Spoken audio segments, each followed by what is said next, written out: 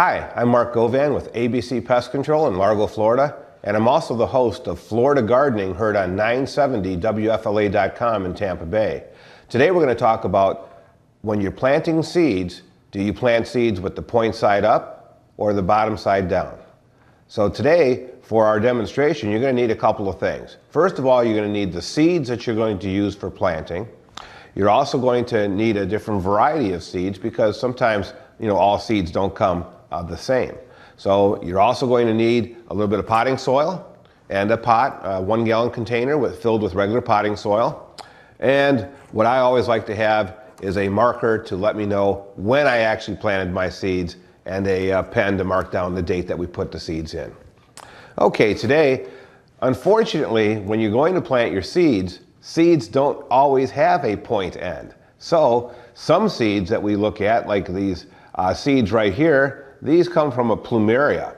And plumeria seeds, kind of like elm seeds, have a winged side to it. So what I like to do with any seeds that have a wing on it is I will hold the wing side and I'll push it down just so that the wing end is actually sticking up out of the pot. To me, that works the best. It puts the full seed in the bottom. Then this one here, you could actually say if you took the wing off, that would be the blunt side going down, and then the pointy side would be up on top. So for plumeria seeds, that would work just fine. Unfortunately, when we run into different types of seeds, like these pole bean seeds, as you notice with pole beans, there is no pointy side. They look about the same on both ends.